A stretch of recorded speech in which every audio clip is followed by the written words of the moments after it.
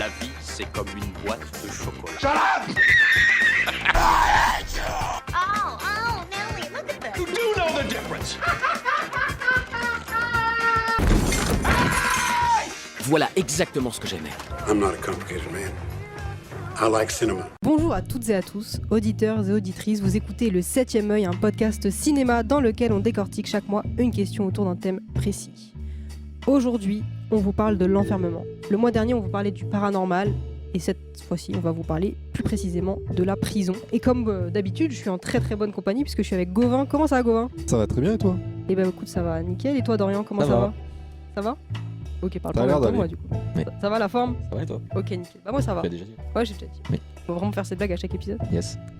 Aujourd'hui, on va donc parler de l'espace clos au cinéma, mais on va surtout se concentrer sur l'espace carcéral, la prison. Et pour ce faire, on a sélectionné 4 films. 2 films français et 2 films américains dans lesquels les personnages évoluent dans un cadre qui est donc celui de la prison. Notre plus ancien film est Le Trou de Jacques Becker, un classique du cinéma d'évasion français. On a aussi des indispensables du genre, soit 2 grands films de Franck Darabont que vous connaissez peut-être, Les Évadés et La Ligne Verte, 2 films réalisés dans les années 90. Et enfin, notre film le plus récent, également un film français, Un prophète de Jacques Audiard, réalisé en 2009. Comme chaque mois, on va tour à tour disséquer ces films autour d'une problématique et aujourd'hui on pose la question suivante. Est-ce que l'on ressent plutôt l'espoir ou bien la peur avec les personnages détenus ? Est-ce que ces deux notions, l'espoir et la peur, peuvent coexister ? Pour répondre, nous discuterons autour de la mise en place de l'enfermement et la manière dont sont traitées ces deux notions, l'espoir et la peur, comment sont-elles véhiculées par les personnages et par la mise en scène, et comment le spectateur les reçoit. Pour entamer ce 2e épisode du 7ème œil, je propose qu'on commence directement avec le film le plus ancien de la sélection, Le Trou de Jacques Becker, sorti dans les salles françaises en 1960. Bonjour. Mon ami Jacques Becker a retracé dans tous les détails une histoire vraie. La mienne. Ça s'est passé en 1947, à la prison de la Santé. Claude Gaspard est accusé d'avoir attaqué sa femme ainsi que l'amant de celle-ci, mais il clame son innocence. En prison, sa cellule est en travaux. Il est transféré dans une 2e cellule surchargée, mais il y fait pourtant de belles rencontres. Il va se lier d'amitié avec 4 autres détenus, Manu, Jo, Monseigneur et Roland. Les 4 bonhommes se retrouvent à tout partager avec Claude Gaspard, même leur grand projet d'évasion qu'il va être contraint de rejoindre. Donc Le Trou, c'est un film que tu as sélectionné, Gauvin. C'est un film qui te parle peut-être plus que d'autres en termes d'espoir, en termes de peur. Est-ce qu'il y a des choses qui t'ont marqué ? Qu'est-ce que tu peux nous dire par rapport à notre problématique ? Bah déjà, je tiens à dire que ce film m'a beaucoup plu, notamment parce que l'espoir et plus que la peur, l'espoir est vraiment le thème principal pour moi dans ce film et dans l'interprétation que j'en ai eue. En fait, quand on commence ce film, on se lie très vite avec les personnages puisqu'ils sont tous soit très sympathiques, soit antipathiques. On en a un qui est... donc on se sent très proche de Claude Gaspard, le personnage principal, entre guillemets. Et il y en a un qui est vraiment très rival avec lui, qui est qui veut pas l'accepter parce que ça pourrait ruiner le plan. D'autres, comme Monseigneur, qui sont tout de suite très sympas avec lui, qui sont à l'accepter, qui sont à vouloir l'intégrer dans le plan. Donc tout de suite, on a ce côté où on s'y sent bien. À la limite, pourquoi sortir de cette prison, franchement. Et donc on a ce plan là de faire un trou qui se lance, qui était déjà en préparation depuis un moment, puisqu'ils commencent à avoir du matériel, ils commencent à avoir tous les outils nécessaires pour commencer à creuser leur trou, mais le trou n'a pas commencé à être creusé.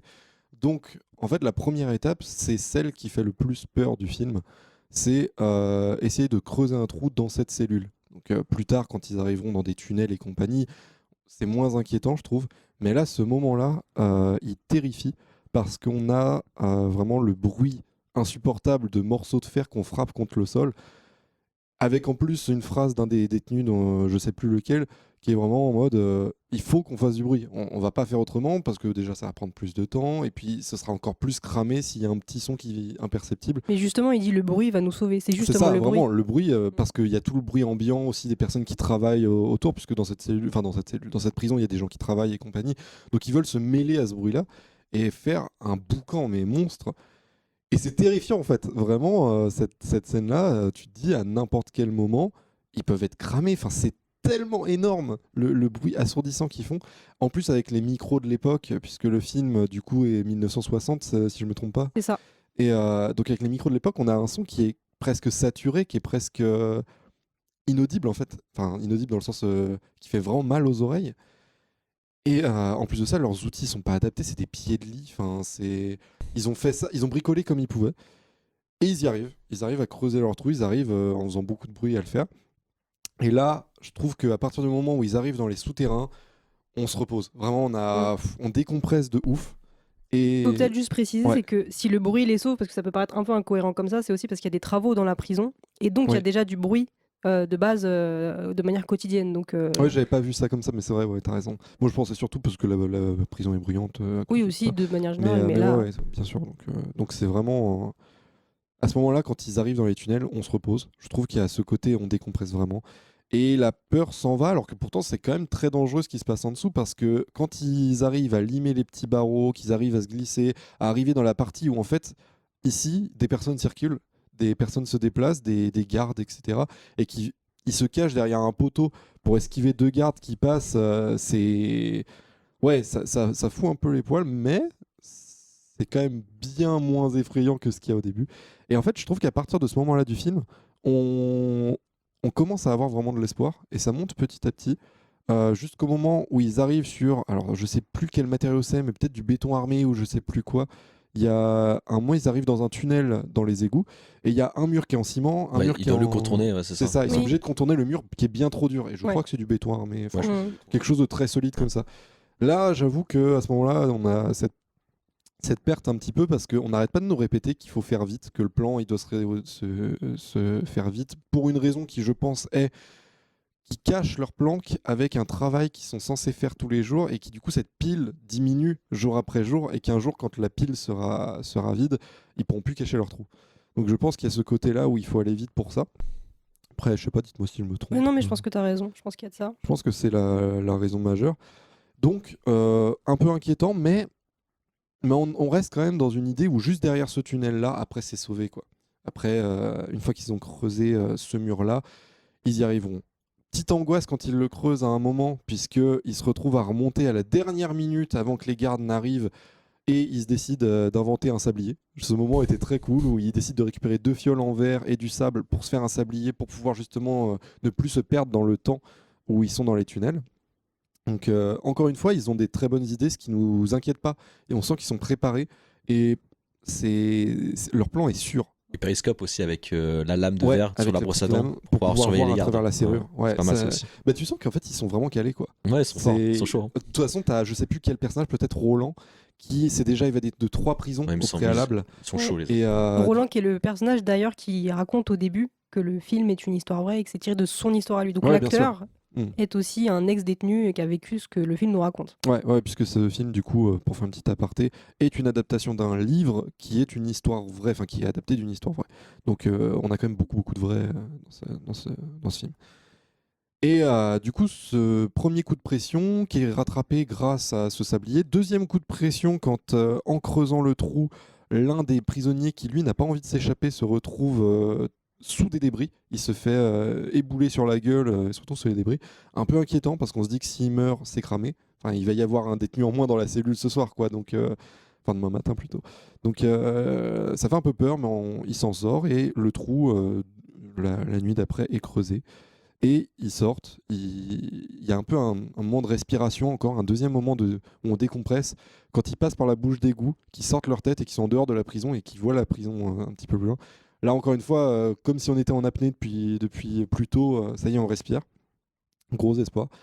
Et c'est là où le film, retournement de situation terrible, puisque le jour d'après, donc Claude ça Ouais. Claude Gaspard va voir le directeur de la prison, car il s'avère que il va être libéré puisque il est innocenté du fait que la victime ne porte plus plainte contre lui. Donc il va sortir et au final on ne sait pas trop ce qui se passe à ce moment-là, mais il reste toute la matinée avec le directeur, il discute pendant des heures et en revenant, plus personne n'a confiance en lui, il y a des doutes qui s'installent et a raison puisque il a totalement vendu la mèche et donc tout le monde se fait arrêter, lui y compris, qui se retrouve en prison jusqu'au moment, je suppose, où il sera libéré parce que voilà, il y a plus de plainte contre lui. Et donc tout ce plan a échoué malgré tout l'espoir qu'on avait. Donc moi, ce que j'ai à dire sur ce film, en fait, pour conclure, c'est que c'est un film qui m'a mis dans une bonne ambiance. Tout le long du film, j'étais bien. Je m'attendais pas à la fin. Même la fin m'a pas fait plus mal que ça parce que cette trahison, elle est pas si énorme. Enfin, je trouve pas ça si grave. Je sais pas pourquoi. Ça m'a pas fait mal. Je me suis pas dit qu'il se retrouverait. Moi, j'étais tellement frustrée à la fin. Je l'avais déjà vu et dans mes Ouais. souvenirs, j'avais oublié que ça se terminait comme ça. Ouais. Et quand j'ai vu qu'il finalement, il ne s'échappe pas, je me suis dit, mais non. Putain, Claude Gaspard. Surtout qu'on voit qu'ils ont juste à sortir de la bouche d'égout. Mais oui, Et ils sont libres. l'espoir, il est à portée de main. Ouais, et tout le long du c'est film. frustrant, c'est d'autant plus frustrant. Ils sont tellement créatifs, tu te dis à tout moment, ça y est, quoi. Ouais, mais à côté de ça, vu leur préparation, pour moi, ça m'inquiète pas sur le fait qu'ils pourraient avoir un nouveau plan. Parce qu'ils sont vraiment calés, encore une fois. Ouais. Et ensuite, ils ont une bonne entente avec les gardes, quand même, jusqu'à la fin, où là, il y a ce moment où voilà, les gardes les sortent de la CE et tout. Mais tout le début, ils s'entendent bien avec les gardes, ils ont l'air d'avoir une vie plutôt correcte, quoi. Chill, hein. En fait, Oui, ça moi, aurait j'ai pu être plus pire. l'impression de voir des criminels il faudrait les garder derrière les barreaux parce qu'ils sont pas si mal ici et on sait pas ce qu'ils feraient dehors. Ouais. Donc, en fait, à la fois, je me suis attaché aux personnages, ils sont très cool et tout, je les aime bien, mais en même temps, ils doivent être ici, quoi. Mm. Il y a un peu ce truc-là. Du coup, j'étais pas si mal à la fin. Un peu triste que Claude vende la mèche parce que tu te dis ça avait l'air de devenir un bon gars et tout. Genre. Et en même temps, est-ce que c'est pas un bon gars d'avoir vendu la mèche puisque c'est quand même des criminels les autres dans la cellule. Donc bon, compliqué. Mais la peur que j'ai pu ressentir, elle était que au début du film et après, j'ai fait caler de mieux en mieux au fur et à mesure que le film avançait, malgré quelques petits moments de peur, voilà, très rapides. Mais la peur, elle serait née autrement aussi, parce que bon, ça, on le voit pas forcément dans Le Trou, mais on voit ça dans d'autres films où il y a une véritable peur de liberté. Aussi, surtout des criminels les plus âgés, on voit ça vachement La dans... réinsertion. Les évadés, quand, Oui, non, c'est dans Les Morgan Évadés, Freeman et le vieux, ils reviennent dans la vraie vie, Ouais. bah, tu te rends compte qu'ils sont mieux en prison que dans la vraie vie. Ouais, ils sont Et terrorisés. Mais là, c'est plutôt dans Les Évadés où on voit vraiment C'est Les Évadés. le sujet. Ouais. C'est ce que j'avais à dire sur ce film-là, et après on pourra peut-être rebondir dessus quand on arrivera sur d'autres thèmes qui nous parleront sur les autres films. Mais voilà, moi c'est un film qui m'a mis bien. Voilà. Et bah tant mieux, parce que pour des films de prison, c'est quand même pas évident en fait de se sentir bien dans un espace aussi, un espace c'est clair, étroit, un espace qui peut aussi impliquer une forme de claustrophobie. Là, c'est pas trop le cas. Quoiqu'il y a quand même vachement de plans qui insistent sur le côté étroit, le côté clos. Moi, je pense notamment aux plans que je trouve incroyables techniquement, où ils se font une espèce de... Enfin, ils mettent un miroir sur Ouais, le périscope, avec voilà, la brosse à dents, ouais. pour mettre dans la serrure de la porte de Ouais. la prison et surveiller les allées et venues des gardes, où là, tu sens déjà la tension qui est présente depuis le début, et à tout moment, le plan tombe à l'eau, quoi. Mais dans tous les cas, tous les plans sont longs. Vraiment, Ouais. même quand ils creusent le trou, au début dans leur cellule, le plan est long, et surtout l'action, c'est la même action qui dure, et c'est très intéressant justement. On suit vraiment tout le processus de leur évasion, mais de manière longue, de manière lente, et ça prend le temps de poser une atmosphère très intéressante. Donc voilà. Moi, c'est surtout, j'ai beaucoup aimé par exemple le trou, mais c'est vrai qu'on a un côté très naïf, je trouve, dans le trou qui n'est pas forcément péjoratif. Mais par exemple, justement, le fait que tu rentres dans une prison et tu t'attends vraiment à vivre un enfer, alors que pas du tout. Tu as l'impression là que Claude, quand il rentre dans une prison, qu'il est en colo et qu'il va passer ses meilleures journées, quoi. Mais dans l'ambiance de camaraderie, pardon, c'est pas forcément quelque chose de péjoratif finalement que ce soit si naïf, parce qu'évidemment l'époque joue. Quand tu compares le Prophète, c'est vraiment pas la même ambiance. Bon, il y a 50 ans d'écart quand même, mais c'est vrai que justement le côté naïf, il joue aussi et il sert un peu le propos à la fin, parce que finalement le fait qu'ils se rapprochent et qu'ils ont un lien assez amical entre chaque détenu, ça renforce un peu leur lien. Et même Claude lui-même dit qu'il se sent mieux en prison que dehors. Et justement, ce côté un peu solidarité sans faille, on est un peu plus choqué quand on voit la fin et qu'on se rend compte qu'il a été trahi. Le fait qu'on se dit qu'ils se rapprochent et qu'ils sont vraiment tous main dans la main et il n'y a aucune faille, à la fin, quand on se rend compte que Claude les trahit, ça t'impacte plus, justement. Donc le côté naïveté, c'est bien parce qu'on en fait quelque chose. C'est pas juste naïf pour être naïf, c'est naïf justement pour servir le twist, et c'est pour ça que c'est très intéressant, je trouve. Et du coup, je trouve que c'est un film qui a beaucoup inspiré Les Évadés pour ce côté trou. Il doit y avoir un détenu comme moi dans chaque prison d'Amérique. Je suis le type qui peut tout avoir. Des cigarettes, un peu d'herbe, si c'est ton truc. Une bouteille de cognac pour fêter le diplôme du petit dernier. À peu près tout ce qui n'est pas déraisonnable. Oui, monsieur. Je suis un véritable catalogue par correspondance. Alors, quand Andy Dufresne est venu me voir en 1949 et m'a demandé de faire venir Rita Hayworth en prison, je lui ai dit, pas de problème. Andy Dufresne est emprisonné à perpétuité pour le meurtre de sa femme et de l'amant de celle-ci, un peu comme Claude Gaspard. Il va y faire la rencontre de Red, lui aussi emprisonné à vie, et va se lier d'amitié avec lui. Ancien banquier, Dufresne est particulièrement savant et va vite être très admiré des co-détenus et même des employés de la prison de Shawshank. Il va initier des projets pour faciliter la vie carcérale comme une bibliothèque plus grande, plus de livres, du travail moins pénible pour ses copains, etc. Pendant tout son temps en prison, il prépare aussi un projet plus secret dont les autres prisonniers, de même que les spectateurs, ignorent absolument tout. Alors Les Évadés, c'est un film qu'on a un peu tous les trois voulu ajouter dans cette sélection, parce que je ne sais pas si on l'a vraiment expliqué précisément, mais on a tous un petit peu sélectionné un film. Donc Gauvin, t'avais choisi Le Trou, j'avais choisi Un Prophète, et Dorian, t'avais choisi La Ligne Verte, et on s'était dit c'est dommage de pas rajouter Les Évadés, donc on a rajouté Les Évadés. Bah, Les Évadés, parler de films de prison sans parler des Évadés, c'est comme parler de films paranormal sans l'exorciste. Donc on était vraiment obligé d'en parler.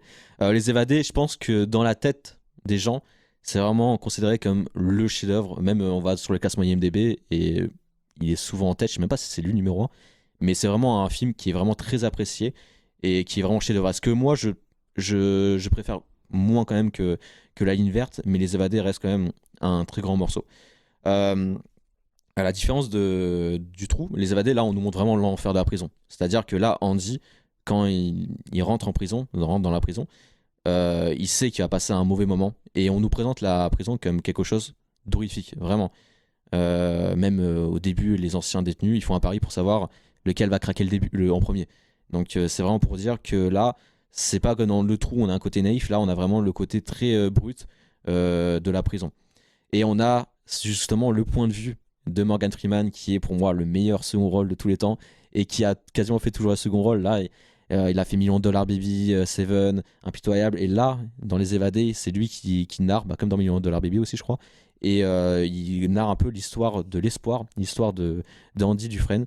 Là, pareil, on a pas mal de liens avec Le Trou, en l'occurrence la solidarité, c'est-à-dire que quand Andy il se lie d'amitié avec Morgan Freeman, entre autres, et les autres détenus, on a toujours ce lien un peu de fraternité, de solidarité, en mode on va affronter cette peur ensemble. Dans Les Évadés, on a vraiment ce récit autour de l'espoir et que vraiment Andy Dufresne incarne l'espoir. Le premier moment d'espérance, c'est vraiment le moment, une scène vraiment très belle où Andy, qui s'est lié un peu de confiance envers ses supérieurs, les directeurs de prison et les gardiens, bah, il met le disque des noces de Figaro et il fait écouter à toute la prison. Et ça, c'est vraiment un peu un acte de rébellion, mais pour octroyer un moment d'espérance envers lui et les autres détenus.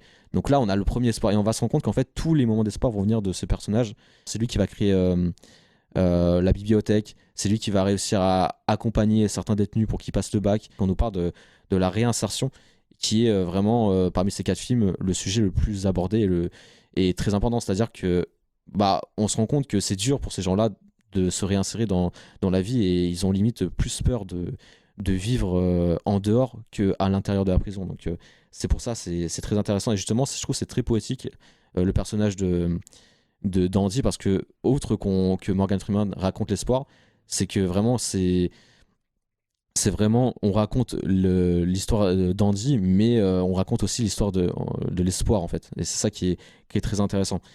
En fait, ce que tu veux dire par là, c'est que dans ce film, on parle pas d'un personnage, on parle vraiment d'une vie complète de la prison, de tous ces personnages. On parle vraiment de la vie d'Andy, qui est la personnification vraiment de l'espoir. C'est lui qui incarne l'espoir plus précisément, je trouve. Et on a aussi on n'a pas dit tout à l'heure, mais on spoil tout. Hein. Genre, vraiment, tout à l'heure, on spoil tout et tout, donc je pense, voilà. Mais du coup, l'espoir pour les détenus. L'espoir pour les détenus, parce que tout le monde se réfère un peu à Andy. Ok. Et même si certains ne veulent rester en prison et que ce genre d'espoir ils en ont pas forcément besoin, ça leur fait du bien quand même. Ça leur fait du bien de voir de l'art et de voir juste une personne chanter et juste entendre une musique, ça leur suffit pour un peu apaiser leur cœur. Ou sinon, pas forcément apaiser leur cœur, mais au moins leur faire du bien, quoi, tout simplement. Bah voilà, tout ce que j'avais à dire pour Les Évadés. Nina, qu'est-ce que t'en as pensé, toi? Ouais, bah je suis d'accord avec toi sur le fait que Dufresne, ça soit une sorte de métaphore de l'espoir, une sorte de personnage symbolique à ce niveau-là. Il y a d'ailleurs une scène de dialogue qui le représente parfaitement, où il y a un moment où Dufresne dit à Red, il y a quelque chose qu'ils ne peuvent pas nous enlever, et c'est l'espoir. Ouais, Et c'est Red ça. répond, l'espoir, c'est dangereux.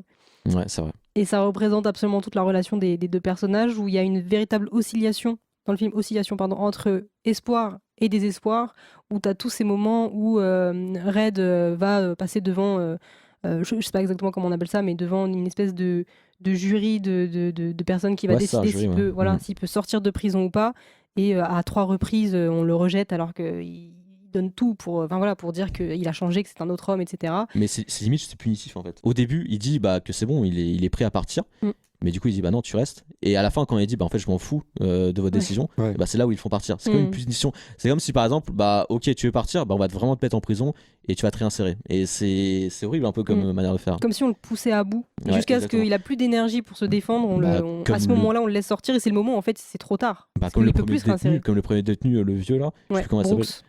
Brooks, ouais. Bah lui, c'est suicidé quoi. Parce que Ouais. justement, on a vraiment le rapport entre le mec qui arrive pas à se réinsérer et Morgan Freeman qui a réussi quand même à. C'est une phrase qui est jolie, genre en mode, je crois que c'est Morgan Freeman qui dit ça, en mode dépêche-toi de vivre ou dépêche-toi de mourir. Donc dépêche-toi de mourir pour Brooks et dépêche-toi de vivre pour Morgan Freeman. Et Morgan Freeman va retrouver Andy qui s'est évadé et tout. Donc c'est une bonne fin, je trouve. C'est amusant ce que tu dis parce que tu dis amuse-toi de vivre, amuse-toi de... non, pas, Dépêche-toi de dépêche-toi vivre. de vivre, dépêche-toi de mourir. Et en fait, c'est un peu l'opposé du principe de prison. Par exemple, on a quand même le principe de condamnation à perpétuité qui est dans la définition même pas rapide. Et je trouve ça marrant de voir qu'en fait, le seul espoir, il doit être rapide. Ça doit Ouais, être c'est ça. soit tu vis vite, soit Ouais, c'est tu ça. meurs vite. Exactement. En tout Donc, cas, fais-le à fond quoi. Ouais, c'est ça. Ouais. Ouais, non, mais si Gauvin, t'as des choses à dire, hésite pas. Après, moi, j'ai pas grand chose à ajouter, peut-être sur la fin du film, parce que contrairement au Trou, parce que du coup, moi, je compare avec ce que j'analysais, on a vraiment cette évasion et enfin ce relief, ce soulagement, où là, en tant que spectateur, on est satisfait, en fait. Vraiment, pour moi, Les Évadés, c'est un feel-good movie, parce que t'as des moments très durs. Puis good movie. Ouais, non, Vraiment, t'as c'est des- chaud quand même. Non, mais en fait, ces Ouais. films de prison, franchement, moi, je me suis senti bien devant. Et en fait, c'est très dur à certains moments, mais tu peux pas être vraiment heureux si t'as pas des moments très durs avant. C'est sûr. Et du coup, ce moment à la fin où vraiment t'as ce bateau et c'est chill et c'est tranquille de ouf, bah t'as l'impression que tout est sauvé, quoi. Ça y est, tout le combat qu'ils ont mené, le combat pas avec les mains, mais un combat vraiment de supporter toute cette souffrance, supporter ce long moment, mais surtout pour Red qui est là depuis toujours, quoi. Enfin, Ah oui. c'est enfin ils sont récompensés, quoi. Du coup, c'est pour ça que pour moi, c'est vraiment, ça me met bien quand je regarde ce film. Moi, Il je est suis assez gai, hein, Les Évadés, en fait, hein, parce que dès que Andy arrive, il y a plein d'événements hyper joyeux qui se passent. Bon, il y a des trucs moins joyeux, parce qu'Andy se fait quand même violer par Littéralement. une bande de détenus. Mais c'est assez... Enfin, c'est pas rare non plus, mais c'est moins mis en avant que tous les moments de solidarité, Ouais, les moments où il ouais. va essayer d'arranger les copains. Ils vont boire une bière sur le toit pendant le coucher En fait, de soleil, ou des le petits lien moments comme entre ça. n'importe quel acteur avec Morgan Freeman, ça marche en fait. Genre, je Morgan crois que Freeman, t'aimes bien il est trop- Morgan Freeman. Il est trop fort. Il est très très bon. Il Mais est- c'est il est Dieu. trop- En fait, le truc, c'est que C'est vrai. Comme Arthur Dola. on l'a quasiment. S'il a fait des. Enfin, on le connaît surtout pour ses second rôles, C'est vrai, mais ouais. il arrive à mettre sur un piédestal son partenaire comme personne d'autre sait faire. Et le lien entre Dufresne et Red, bah, elle est Il est incroyable. très très bien. Elle est incroyable, Bah, vraiment. c'est deux très bons acteurs. hein. Même Et Tim Robbins, ouais. ouais, Il est il est très excellent. très fort, vraiment. Je sais pas si vous avez envie de rajouter quelque chose sur Les Évadés. Il y a d'autres Non, éléments du que... tout. Bah, Non, on, c'est pareil, bon, on je crois. en dira par la suite, hein, Ouais. surtout quand on va parler de la ligne verte. Eh bah écoute, je propose qu'on passe maintenant à la ligne verte. Est-ce que je vais avoir des problèmes avec toi, bonhomme? Pendant la nuit, pour laisser la lumière allumée. Dans le noir, j'ai quelquefois un peu peur. Incroyable. Après ce qu'il a fait, ce ne sera que justice. Il est étrange, je dois l'admettre, mais il ne semble pas qu'il y ait une vraie violence en lui. Je dois dire qu'il y a peu de dossiers aussi évidents que celui-là. Quand on l'a retrouvé, ses victimes étaient encore dans ses bras. Je suis convaincu qu'il est innocent. Paul Edgecombe est gardien de prison, et plus précisément du couloir de la mort dans lequel il maintient l'ordre avec d'autres collègues plus ou moins sympathiques. Un jour, un prisonnier singulier arrive, il s'appelle John Coffey, il est monstrueusement grand, mais ne semble paradoxalement pas capable de faire du mal à une mouche. Pourtant, John Coffey est condamné pour le viol et le meurtre de 2 petites filles. Il s'avère être un personnage très mystérieux, voire même carrément mystique. Ouh. Donc La Ligne Verte, il me semble que c'est ton film, Dorian, c'est toi qui l'as choisi, je crois que t'aimes bien ce film. Oui, La Ligne Verte pour moi est un chef-d'œuvre. Je vais un peu plus développer parce que sinon on pourrait s'arrêter là. Mais déjà, La Ligne Verte, alors il faut dire aussi qu'il a été réalisé par Franck Darabont, qui a aussi réalisé Les Évadés, le film précédent. C'est fou ça. Ouais, il est très fort ce monsieur. Hein. Donc c'est une adaptation de Stephen King, un livre. Il fait des livres, Stephen King, donc voilà, c'est vraiment une adaptation d'un de ses livres. Et il est vraiment, c'est un film qui est vraiment porté par l'un des acteurs, je pense, l'un des acteurs les plus aimés de l'histoire, vraiment, qui est Tom Hanks, et par le second rôle qui est une révélation, parce que en 1998, l'année d'avant, il avait fait un film un peu osef, Armageddon, avec Michael Bay. Ah oui, c'est vrai. Et c'est Michael Clark Duncan qui est vraiment une révélation dans ce film et qui limite, je vais pas dire voler la vedette à Tom Hanks parce que c'est différent, mais c'est limite lui, je pense qu'on va plus retenir dans ce film que Tom Hanks. Je trouve que la force de ce film, c'est justement, on en avait parlé pour Les Évadés, c'est qu'on est attaché par les personnages dans Les Évadés, mais je trouve qu'on l'est encore plus dans La Ligne Verte, notamment grâce déjà à ses premiers rôles, Tom Hanks qui interprète Paul et John Coffey, qui sont vraiment 2 personnages hyper attachants et qu'on a envie de suivre tout le monde. Et même les personnages secondaires sont très très attachants et même vraiment très attachants et surtout les mauvais, genre Percy et celui qui incarne, enfin Sam Rockwell, il incarne le personnage, je sais plus comment ça s'appelle. Ah oui, Billy the Kid. Billy the Kid, ouais. Mais c'est pas lui Billy the Kid, mais il revendique comme quoi, je crois c'est un fan de Billy the Kid, mais, ouais, c'est voilà. ça. Ouais. Et même les méchants sont très pertinents. Et faut savoir que du coup, Paul, lui, c'est un gardien de prison. Et tout va se raconter de son point de vue. C'est-à-dire qu'on le voit vieux et tout ça. Et on sent qu'il est hanté, il est traumatisé par ce qu'il a vécu en tant que garde de prison. Parce que c'est un garde de prison qui justement s'occupait des détenus avant de les exécuter sur une chaise électrique. En termes d'émotion, c'est vraiment là où le film tire son épingle du jeu. C'est qu'on va avoir un lien et une émotion progressive. Et c'est-à-dire que là, on commence par le premier détenu, c'est-à-dire l'Indien, je sais plus comment ça s'appelle, qui va être exécuté. Et on va sentir une sorte de respect, une sorte de lien envers ces personnages que Paul va éprouver, et même les autres gardiens. Et ce lien va être progressif, va être de plus en plus intense pour préparer le climax jusqu'à du coup l'exécution de John Coffey, qui va vraiment marquer l'esprit du public, à savoir son monologue qui est malheureusement intemporel sur la cruauté du monde et sur toutes les peines et les souffrances, et suivi par son exécution qui est déchirante. Pour moi, ce qui est très intéressant dans ce film et qui est central, c'est un peu la dualité entre le mal et le bien. C'est même le paradoxe entre le mal et le bien. C'est-à-dire qu'on va avoir le personnage de Percy qui profondément est méchant et incarne le mal. Percy est le garde de prison. Cette personne est un gardien, est un gardien. Donc il n'est pas censé... c'est un gardien. Et à côté de ça, tu as John Coffey qui est représenté comme l'homme le plus bienveillant, mais qui se retrouve derrière les barreaux. Donc on a vraiment ce côté en mode l'écriture du bien qui est derrière le barreau et l'écriture du mal qui est hors des barreaux.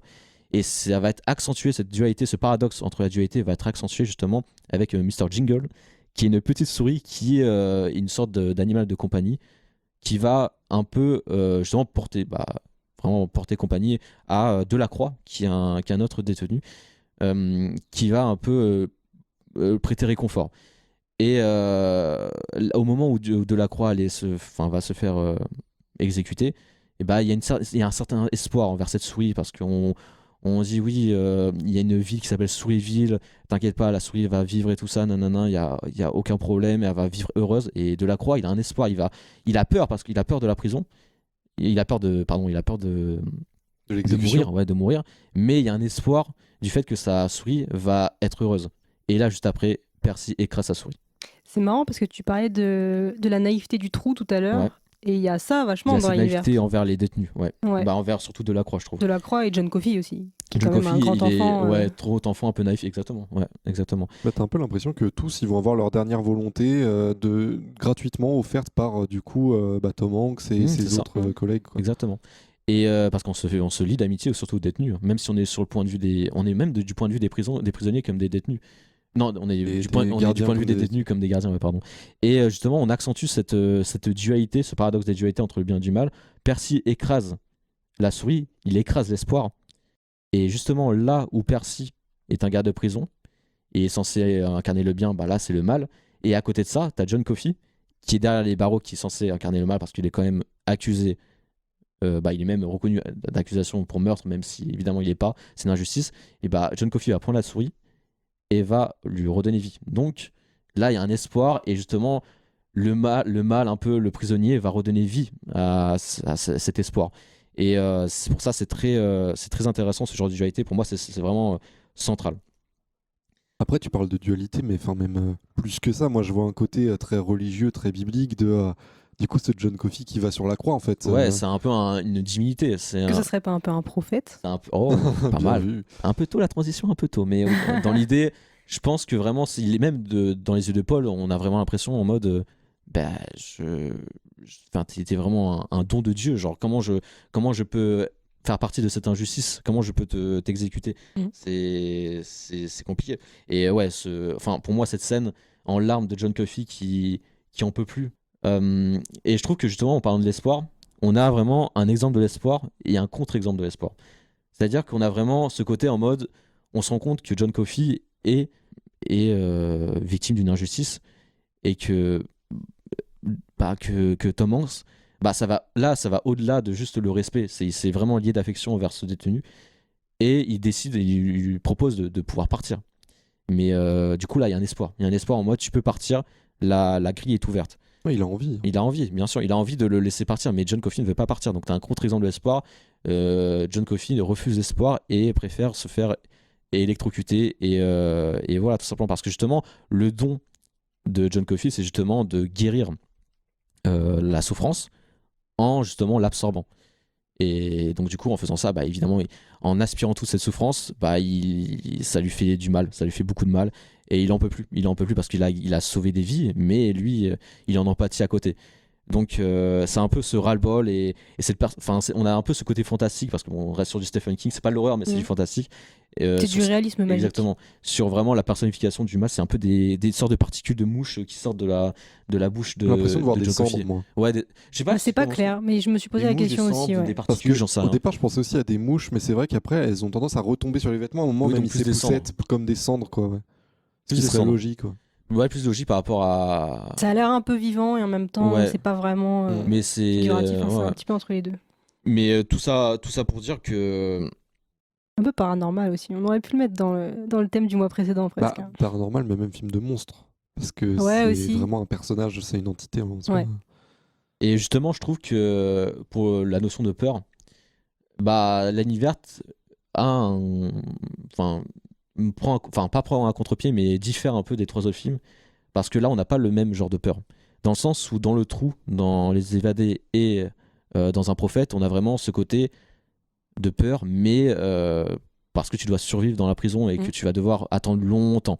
Là, c'est pas pareil. C'est la peur des autres détenus, en fait. Dans l'univers, ouais, c'est la peur des autres détenus dans les autres films, alors que dans l'univers, c'est la peur d'être exécuté, parce que là, c'est une peine de mort. Donc c'est pas le même genre de peur, et justement, on peut en profiter, on peut y jouer, surtout dans le côté dramaturgique, pour pouvoir jouer sur la mort, que de toute façon, ces détenus auxquels tu t'attaches vont mourir. Donc ça, c'est très intéressant. Et après, on revient à la fin avec l'épilogue, où on revoit Paul. Il a 108 ans, il y a Mr. Jingle qui est toujours en vie, et t'as un côté très philosophique en mode, j'ai l'impression il a l'impression justement, Paul, que John Coffey lui a un peu transmis de lui, et ce truc divin, t'as l'impression qu'il est immortel, parce que il a 108 ans, il a pas l'impression qu'il va mourir, alors que tous les gens qu'il aime autour meurent. Et il dit même que s'il peut faire vivre une souris aussi longtemps... Ouais, c'est ça. T'as l'impression que c'est une malédiction, limite.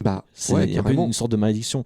Et t'as ce côté philosophique à la fin qui est très joli, parce que l'univers, du coup, c'est le chemin qu'emprunte chaque détenu avant de se faire exécuter. Et c'est très métaphorique et très joli à la fin de la part de Paul de comparer la ligne verte à la vie et du chemin que chacun de nous va prendre parce que chacun de nous va finir par mourir un jour. Mais encore une fois, pour moi, il y a une autre peur du coup qui est liée à cette fin, à cet épilogue, et qui a à voir avec ce que tu disais tout à l'heure de la part de Red. Là, la peur, c'est l'immortalité. Bah oui. Là, vraiment, parce qu'avec il tout est ce seul. qu'il a vécu, toutes les souffrances qu'il a fait endurer, parce que c'est pas lui qui a souffert, il a fait endurer des souffrances. Il veut pas vivre aussi longtemps avec tout ça, quoi. Il souhaite la mort. Ouais, Il vraiment. souhaite la mort, mais c'est même la peur de continuer à vivre. C'est ça Ouais. qui est horrible. Ouais. Donc, vis vite ou meurs vite, quoi. Ouais, c'est ça, un peu le même délire. Ouais. Mais là, du coup, on nous montre l'autre facette. Au lieu de montrer quelqu'un qui s'en sort, en fait, on montre quelqu'un qui est vraiment totalement dans cette situation d'immortalité quasi, hein, et qui c'est qui triste fait souffrir. parce qu'en fait, on n'a pas l'impression qu'il va mourir. Hein. Il est pas malade, Vraiment, il a rien de... a 108 ans alors qu'il se porte très bien. Mais on sait pas quand il va mourir. Et ça s'arrête comme ça le film avec une sorte de fin ouverte en mode ça se trouve il va jamais mourir, on sait pas, ou sinon il va vivre avec sa culpabilité parce que c'est sa culpabilité aussi qui le fait souffrir Paul, donc voilà. Ouais. Et toi Nina, t'en as pensé quoi? De l'inverse. Brièvement, parce qu'on a fait 10 minutes Ouais, déjà. t'as dit beaucoup de choses déjà avec lesquelles je suis globalement vachement d'accord. Donc, non, c'est intéressant parce que, effectivement, là, je trouve que l'espoir dans la ligne verte, il naît vraiment avec la magie. C'est vraiment c'est quelque chose qu'on n'attend pas forcément quand on lance le film, si on n'a pas lu le livre avant. Et si on connaît pas la ligne verte, on s'attend pas à voir un film qui rentre dans le sous-genre du réalisme magique. Et pourtant, ça prend beaucoup de place. Et je pense que c'est ce qui permet l'espoir et en même temps qui permet le désespoir, parce que comme tu le dis, il y a cette peur de l'immortalité, mais il y a aussi la peur de la mortalité. Donc en fait, il y a une peur que tu peux pas enlever, il y a une peur qui est juste humaine, qui est une peur de la suite, qui est une peur de l'inconnu, en fait, finalement. Ouais. Et ouais, donc tout ça, ça naît vraiment avec la magie. En même temps, la magie apporte de l'espoir parce que finalement, quand le Percy écrase l'espoir, en fait, il y a quand même toujours de l'espoir. Ouais, toujours espoir. Donc il y a toujours de l'espoir, mais il y a toujours du désespoir en même temps. Il y a un truc un peu impossible, un peu tragique, un peu fatal. Mais en attendant, on est sur du film de prison, ou en tout cas du film de couloir de la mort, parce que le film est un peu un intrus dans notre liste, qui rentre dans le réalisme magique, exactement comme un prophète. À l'intérieur, vous connaissez du monde, ami, ennemi? Personne, chef. Hé, c'est toi le nouveau? Vous voulez quoi, là? عيد ميلادك مبروك يا أخي. Ferme ta gueule et tu fais ce qu'on dit. Ces deux, préparez-vous pour la promenade. Malik a 19 ans quand il est condamné à 6 ans de prison. Il est seul, particulièrement jeune par rapport aux autres prisonniers, et se voit embarqué dans le groupe très fermé de César, vieux mafieux corse. Pour s'intégrer parmi le clan très fermé des Corses, il devra faire ce qu'on lui demande, jusqu'à tuer un autre détenu.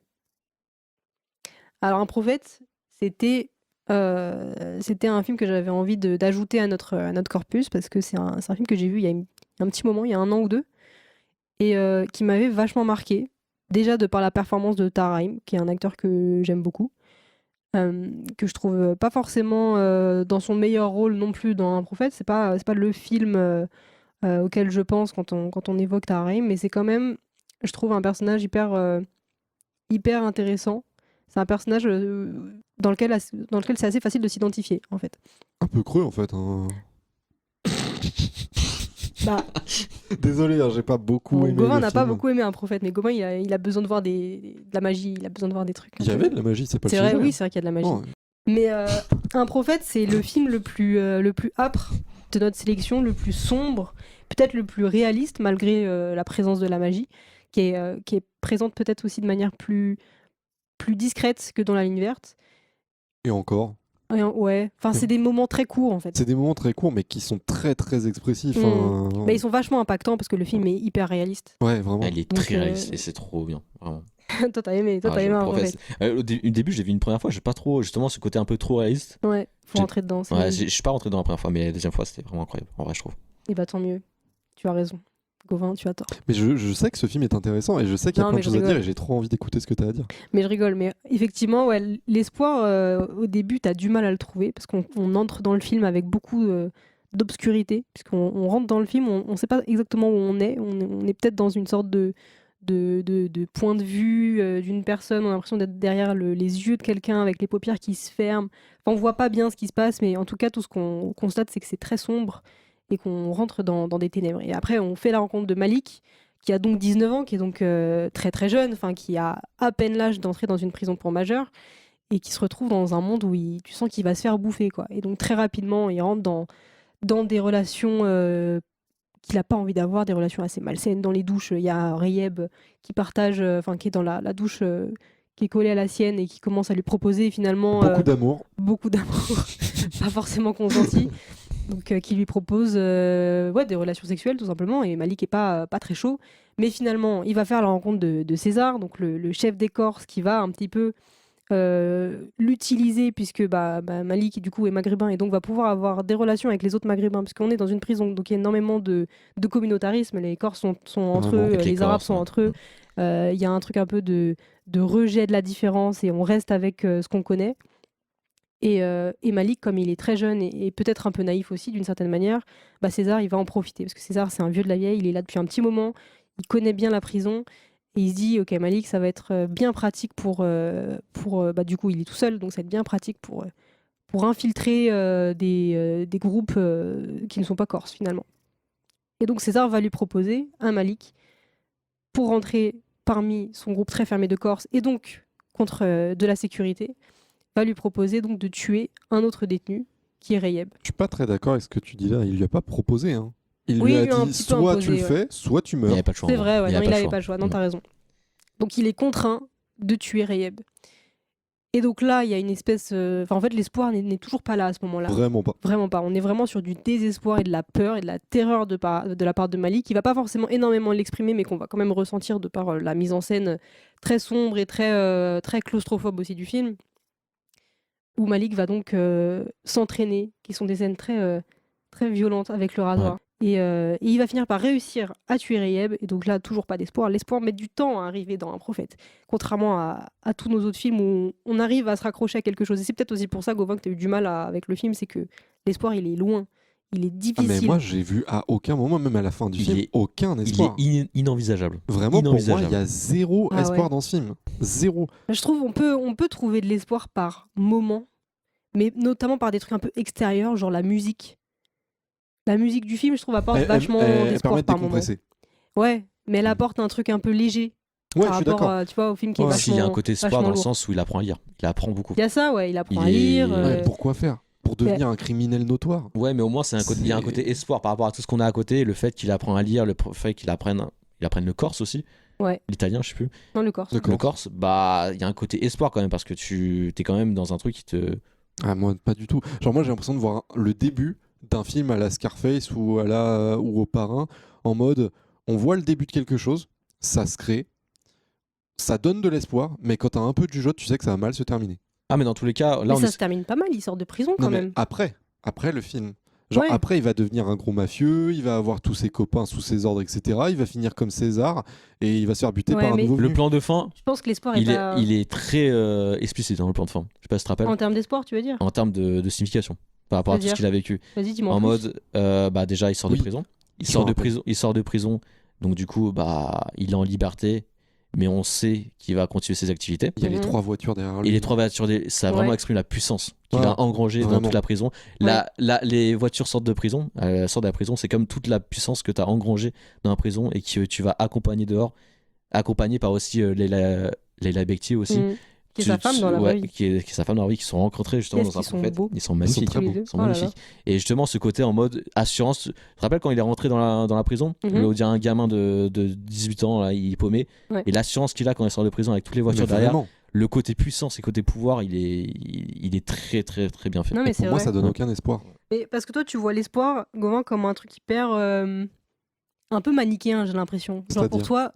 Genre, si il sortait de prison et que c'était un nouvel homme et qu'il allait faire quelque chose de bien et que ça allait être quelqu'un de bienveillant et être entouré de gens sympathiques, enfin, tu vois, là, t'aurais vu de l'espoir. Mais là, comme il sort de prison et qu'il va faire le mal, entre guillemets, ah non, c'est pas qu'il fasse du mal, le problème pour moi. Le problème, c'est que ça va mal se finir. Le problème, c'est qu'il va finir comme César. Il va se retrouver à devoir former quelqu'un parce qu'il va être vieux. Il finit comme et il va se faire casser.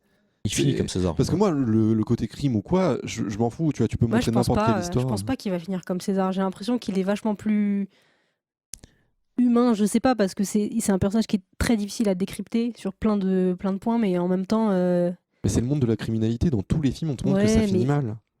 Mais je sais pas. Moi, je le vois pas devenir comme César. Enfin, César, c'est un mec. Peut-être pas Il comme le César, rejette mais, complètement à la fin, tu vois. À la fin, César, c'est qu'une merde. Enfin, tu vois, il lui tend pas la main.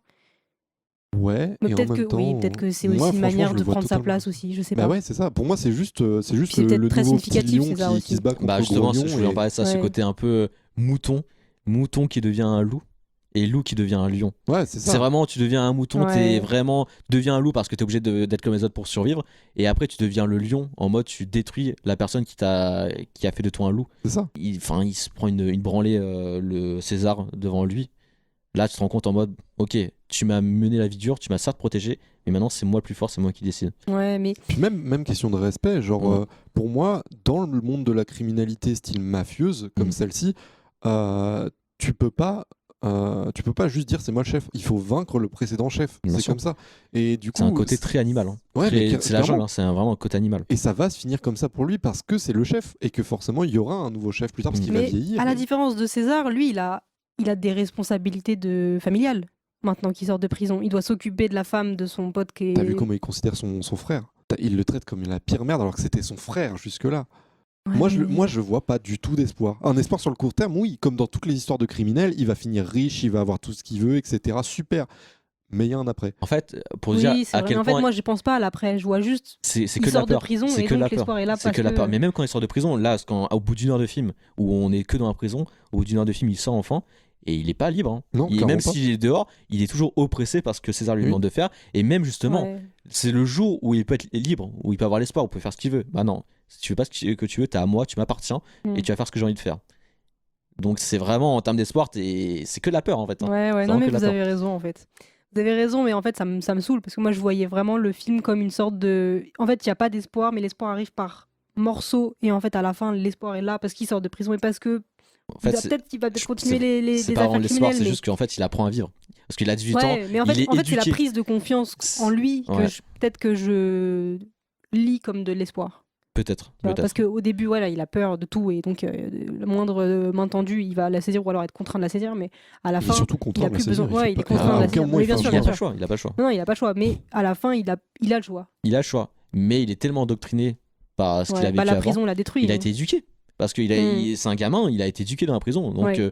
c'est comme Morgan Freeman quand il sort de prison, bah il sait pas comment faire pour Ouais, vivre bien bien. sûr. En fait, c'est ça le problème avec la prison, c'est soit tu sors et du coup tu te fais bouffer par le monde extérieur parce que tu as vécu trop de temps dans une micro-société qui est Ouais. trop différente de la vraie société, soit bah, tu restes un criminel. Tu restes un criminel. Donc il n'y a aucun espoir dans tous les films. Mais en fait, c'est juste une question de. Yes. Pour moi, c'est juste une question de quand tu commences à découvrir le monde, quand tu commences à voir que le monde il est armé, il faut que tu t'armes plus que le monde. Là, il se retrouve dans une situation où il découvre que maintenant tout le monde va lui en vouloir. Il s'est retrouvé dans des histoires sans le vouloir où il s'est fait des ennemis, il s'est fait aussi des amis, hein, ça bien sûr, et il a découvert une facette du monde. Et il veut s'y préparer. T'as pas d'autre choix en tant que criminel qui est rentré dedans que de devenir toujours plus fort parce que tu te protèges. En fait, peut-être que l'espoir dans le film il existe dans une espèce de monde parallèle qui n'existe pas. Dans un truc un peu de. Bah, dans un truc magique, mais qui n'existe pas. De par toutes les apparitions de Rayeb qui arrivent avec, je sais pas, la flamme Avec la femme au qui bout sort du de son doigt. Ouais. Malik qui arrive à prédire qu'il y a une biche qui va se prendre Ouais. par la voiture. Tous ces moments magiques, c'est des moments teintés d'espoir, mais en fait, c'est des moments qui n'existent pas au final. Bah non. C'est des moments qui sont dans la tête de Malik, qui perd un peu peut-être la tête aussi à force et qui a besoin aussi de faire une sorte de deuil parce qu'il a tué un mec. C'est peut-être la première fois qu'il tue un mec de sa vie. Et enfin, on sait pas trop pourquoi il est en prison, mais il me semble que c'est pas par Mais la rapport. scène quand il tue Rayeb, elle Ouais. est glaciale. Hein. Elle est horrible. Elle est horrible, hein. Mais elle est très bien faite. Non, hein. et puis toutes les scènes après, où moi, cette scène, elle me terrifie aussi. La scène où il dort.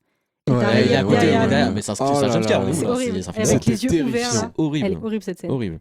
Avec ces énormes yeux là. Mais c'est froid la manière dont. En fait, on se rend compte que bah, il apprend à comment tuer Rayeb et ça dérape parce qu'il a le morceau de. C'est quoi? C'est une lame en fait, c'est une petite lame qu'il a dans la bouche. Une lame de rasoir. Ouais, Et on se rend compte que le temps dure et t'as le sang qui Ouais. coule Ah, autour de. c'était dur. ça. Et tu te rends compte que là, bah, il faut qu'il agisse maintenant, mais ça se passe pas comme prévu. Ouais. Donc ça aurait pu déraper, ça aurait pu mal finir pour lui, mais il finit finalement par le tuer. Non, c'est vrai. Après, juste petit aparté pour ensuite passer à la conclusion, mais juste parce que moi ça m'a étonné, et comme j'ai pas aimé le film, j'aimerais savoir si vous pensez quelque chose de ça. Le film il s'appelle Un prophète. À un moment on dit mais t'es un prophète ou quoi? Mais qu'est-ce qu'il a de prophète? À part qu'il réunit les peuples. Parce qu'il a prédit la venue de la biche là. C'est à ce moment-là qu'il Franchement dit c'est un tiré prophète. par les cheveux de ouf. C'est poétique, c'est... Pour moi tu prédis l'arrivée d'une biche, t'es en mode ah mais t'es un magicien wesh. c'est pas mais tu es un prophète enfin. En fait, moi, c'est ça qui m'a beaucoup gêné, c'est que je m'attendais à voir la ligne verte. Je m'attendais à voir un peu, voilà, ce côté, t'as un messie qui arrive, qui va prêcher la bonne parole et tout.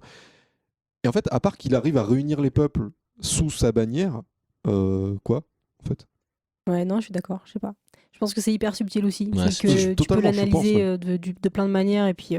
Donc non, franchement, moi, le film, je pense qu'il a des choses à dire parce que quand je comprends pas un film, j'ai toujours envie d'essayer de le décortiquer et tout. Et là, j'ai l'impression que j'ai pas compris un truc. C'est pour ça que je voulais avoir votre point de vue. Au final, t'es en train de nous rejoindre. Du coup, ça m'aide pas. Je sais pas. Non, mais je pense qu'il y a plein de trucs à analyser par rapport à la religion et notamment la religion, enfin l'islam, tu vois. Parce qu'un prophète, on est sur quelque chose, je pense, de... Enfin, ou pas. Hein, il y a des prophètes, il y en a dans les 3 religions, mais je sais pas comment l'analyser.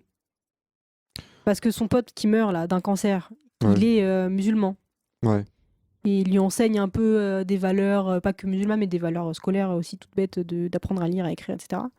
Enfin, plus que ça, t'as même t'as ces chapitres à chaque fois. T'as les chapitres avec les noms des personnages ou quoi. Et t'as quand même un chapitre avec un mot en arabe qui dit récite. Genre là, il y a vraiment un truc ultra religieux de ouf, mais j'ai pas compris. Alors, moi, je le dis pour les auditeurs, pour les gens, pour tout le monde, je sais que j'ai pas compris. Voilà, je le sais, c'est pas... N'hésitez pas à nous dire dans les commentaires si vous avez compris pourquoi un prophète. Je veux pas inculquer mon point de vue sur le film. Moi, je suis assez véhément, là, je suis un peu en mode revendicateur, mais en vrai, non, j'ai pas compris. Et j'aimerais comprendre. Ça aurait été plus évident comme titre des évadés, un prophète. Parce que Dufresne, il change vraiment les choses dans la prison. Et il arrive, quand il est plus là, on parle encore de lui. Enfin, c'est vraiment quelqu'un qui a une influence, etc. Donc là, on aurait pu expliquer le truc plus facilement. Mais même la ligne verte. Hein. Ah oui, la ligne verte, plus pour prophète. Ouais, mais les évadés, ça peut être un peu subtil, tu vois. Alors que la ligne verte, c'est vraiment... voilà, c'est dit, quoi. Ouais. Mais les évadés, j'avoue, il y a un truc un peu subtil de prophète. Mais alors, dans un prophète, c'est très subtil. Parce que je l'ai pas vu, en tout cas. Non, t'as raison. Effectivement. Je ne sais pas. En tout cas, sans vouloir déjà faire une conclusion, on a un côté qui vient avec l'espoir de très religieux. Et je pense qu'on va pouvoir rebondir là-dessus. Dans un prophète, tu veux dire? Dans la tous les films, pour la conclusion. Je pense qu'on a des choses à dire sur le côté religieux, un peu comme on avait fait pour le paranormal, finalement. Le religieux, j'ai l'impression que c'est un thème qui revient de manière récurrente, en fait, dans les films. Bah, c'est attaché à l'espoir, à la foi. Ouais, de ouf. C'est pour ça qu'on essaie de rattacher un peu... la religion à l'espoir parce que il nous reste plus grand chose, peut-être de l'espoir, peut-être croire, peut-être espérer en quelque chose. Donc ça soit subtil ou pas forcément subtil, si ça reste quand même subtil dans la ligne verte, mais là t'as vraiment une incarnation d'une personne douée de miracles. Donc là c'est un peu plus que quelque chose de subtil. Et tu crois en ce miracle, tu crois en John Coffey, tu crois en cette personne qui peut sauver des vies. Mais l'espoir il est vite exécuté littéralement et tu retombes dans les travers et dans quelque chose de très triste mais très réaliste par rapport à ce qui se passe aujourd'hui et ce qui s'est passé il y a 20 ans et ce qui se passera malheureusement aussi dans 20 ans. Moi je trouve que en fait on a ce truc pour ramener à la prison. En fait en prison on perd tout notre pouvoir. On n'est plus en mesure de prendre des décisions, tout est fait pour nous. Même, on le voit bien dans Un prophète, à aucun moment, Malik, c'est ça, il a le choix. Genre vraiment, et en fait, je trouve que le film de prison est super pour parler d'espoir, parce qu'en fait, à partir du moment où on perd tout contrôle, tout pouvoir, c'est là où on se met à croire. Que ce soit en nos amis, que ce soit en des nouveaux apprentissages d'un prophète qui vont permettre peut-être de nous aider plus tard, ou que ce soit vraiment on a un surhomme comme dans la ligne verte. Je trouve qu'au moment où on perd tout pouvoir, on se rattache à quelque chose qui est l'espoir. Et je te laisse, si tu veux, continuer sur ça. Non, mais ouais, t'as raison. Est-ce qu'on peut pas dire que quand on est au fond du trou, bien vu. L'espoir, rapport à la prison. On a pas besoin d'expliquer tout ce que tu dis, pas besoin. Même le trou, même le film. Même rapport au film, le trou, finalement. Oui. Bah écoutez, moi je pense qu'on peut conclure. J'attendais qu'on trouve des éléments de réponse à tout ça, mais il y a tellement de choses à dire, parce qu'il y a tellement de liens à faire entre tous les films. On peut parler de certains films aussi. qu'on Ouais. annexe. bien sûr. Bah après, on n'a pas pu parler de tous les films. Il y a des grands films évidemment comme L'évadé d'Alcatraz, Chicken Run. Chicken Run, Chicken Run. Chicken Run, et- Un condamné à mort s'est échappé. Chicken Run. ouais, La Grande Évasion, Chicken La Grande Run. Évasion. La Grande Évasion. Chicken Run aussi, non? Ouais, Chicken Run Mais en aussi. fait, on a j'aime bien. compris que tu as dit plusieurs fois, je crois. Ah bon? Ouais. Ah, désolé. Ouais, pas grave. Mais ce que je voulais dire, c'est que c'est un film d'animation et que ça change un peu. Un peu rien à voir vis-à-vis de ce qu'on disait sur la religion, mais que dans les 3 films, donc dans Chicken Run et moi dans les 2 films dont j'ai voulu parler, donc c'est-à-dire Le Trou et Les Évadés, on a toujours ces moments de grands drames. Même dans Chicken Run, qui pourtant est un film d'animation, on a des moments de grands drames, des moments très tristes, qui font que les moments de joie et d'allégresse sont des vrais moments de bonheur.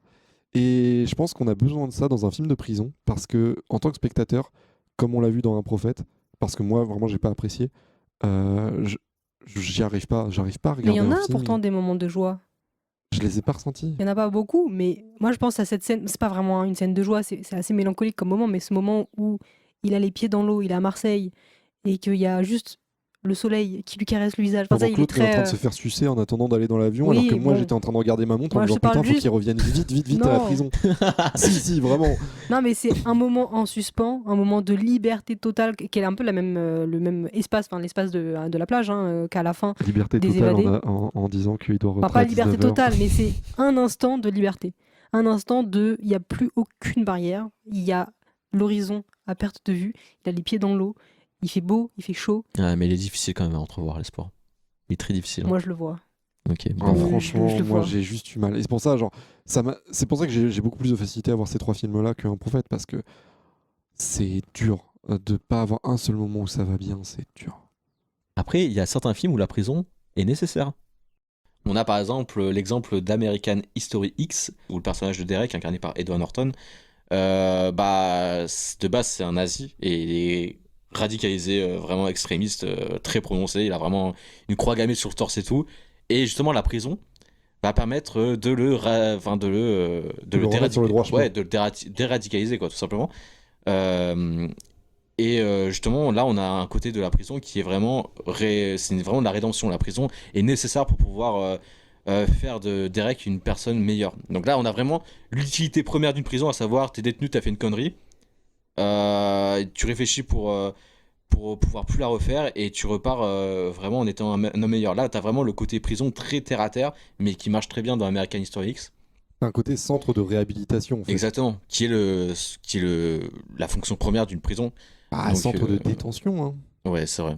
Ouais, quand même. Tu vois. Et en vrai, c'est une bonne subtilité. Hein. Bah oui, c'est pour ça. Et puis, bon, après, le film est incroyable. Bon, ça c'est un autre sujet. Et moi, alors, je vais faire une petite aparté aussi dans les séries. Alors, je vais pas parler de Prison Break. Mais on a une série qui est pour moi l'exemple parfait de l'espoir autour de la prison. C'est The Walking Dead. Donc, The Walking Dead, et plus précisément la saison 3. Encore une fois, le petit clin d'œil, c'est Frank Darabont qui a réalisé la saison 1. Il est encore là, et c'est pas lui qui a réalisé la saison 3, enfin les épisodes de la saison 3. Mais dans The Walking Dead, t'as vraiment ce côté de quand tu vois la prison, c'est la liberté, c'est l'espoir. Parce qu'ils sont dehors, ils n'ont pas de lieu pour pouvoir être protégés. Dehors, ils sont à la merci de tous les zombies. Et voir cette prison, c'est une forme de liberté, c'est un nouveau chez soi. Ils seront enfermés, mais du coup, ils seront en sécurité. Et on a vraiment ce côté en mode, la prison, c'est leur maison. Donc voilà, pour moi, en termes d'espoir, si on peut rattacher l'espoir à la prison, pour moi, dans The Walking Dead, quand il découvre la prison, c'est vraiment le meilleur exemple d'espoir dans une prison, quoi. Voilà. Ou HeroCorp dans le bunker. Mais bon, ça, personne n'aura la ref. Non, pourquoi ? Ça vient d'où ? HeroCorp, c'est une série française faite par Simon Astier. Ok. Et du coup, il y a toute une saison qui se déroule dans un bunker où t'as un peu ce truc de protection de l'extérieur, Ouais. et aussi ce côté où c'est difficile de vivre en communauté. Après, ouais, ça, après, on rentre plus dans le huis clos que on reste dans l'enfermement. Mais Ouais, par exemple, il y bien a 10 Cloverfield Lane aussi. Genre, quand ils sont dans le bunker aussi, pareil. Et que la menace est mystérieuse, on sait pas trop ce qui se passe et tout ça. Mais après, ouais, on rentre plus dans le huis clos. Mais Ouais. oui, l'enfermement est des fois nécessaire pour la protection. Alors, qu'est-ce que t'en penses, Nina ? Qu'est-ce que tu peux nous conclure de tout ça ? Alors, je vais peut-être commencer par rappeler notre problématique, qui était est-ce que l'on ressent plutôt l'espoir ou bien la peur avec les personnages détenus, et est-ce que ces deux notions peuvent coexister ? Alors je pense qu'on peut répondre très simplement par oui aux deux questions. On ressent à la fois l'espoir et la peur avec les détenus, et généralement les deux notions se complètent ou vont se nourrir les unes les autres pour laisser place aussi à d'autres notions comme l'injustice par exemple, qui est vraiment la thématique qui est commune à tous les films. Il y a une question d'injustice, il y a un rapport avec la religion, la foi, etc. Il y a des thèmes un petit peu indissociables du film de prison, qu'on retrouve aussi dans Prison Break, qu'on retrouve aussi dans Condamné à mort s'est échappé, dans Les Valides d'Alcatraz. Enfin, c'est des sujets qui fonctionnent très très bien. Mais pour revenir vraiment à notre corpus resserré de 4 films, moi ce que j'ai constaté, c'est qu'on a 2 sous-genres principaux. C'est-à-dire qu'on a à la fois le réalisme magique pour Un prophète et la ligne verte, et le film d'évasion pour Les évadés et Le trou. Donc on a quand même un panel assez large de films de prison, on a même un film qui est un film de couloir de la mort, donc on a quelque chose d'assez varié en termes de réalisme. Donc on a du cinéma réaliste, du cinéma plus magique, plus onirique, on a de l'évasion, on a de la détention, on a de tout. Et en même temps, on a quand même ces thématiques qui reviennent, qui sont l'espoir, qui sont la peur, qui sont le désespoir, qui sont la quête de liberté, qui sont l'injustice, qui sont la frustration, qui sont la solidarité, le communautarisme. Enfin, il y a énormément de choses qui se passent dans ces films et qui sont communs à tous ces films. Il y a même des scènes qui se répondent.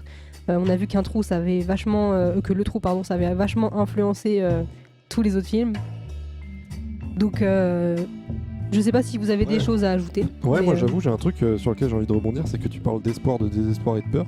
Et pour moi, en fait, la peur dans ces films-là se retranscrit par un désespoir, dans le sens où la peur est pas physique avec des sueurs froides, de l'angoisse, etc. Mais plus une peur lascive, quoi, une peur qui est plus liée au désespoir, en mode cet abandon. C'est à la fois terrifiant pour nous en tant que spectateurs, mais pour eux, c'est juste un abandon quotidien, quoi, qui est là. Et pour moi, la peur, elle se distingue pas plus que ce désespoir énorme. Ouais. En fait, la peur, on vit avec la peur dans ces films-là. Et on cohabite constamment avec la peur.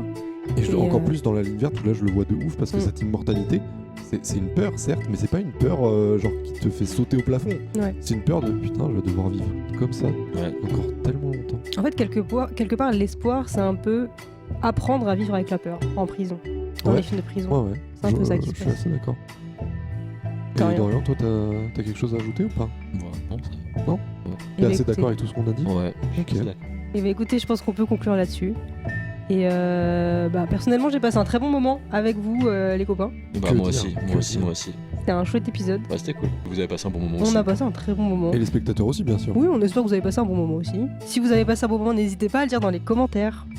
Merci à toutes et à tous d'avoir écouté cet épisode dédié à l'enfermement et plus précisément à la prison. On espère que ça vous a plu et on se retrouve dans un mois pour un prochain thème, pour un prochain épisode avec, on l'espère, Dorian et Gauvin. Et peut-être un copain.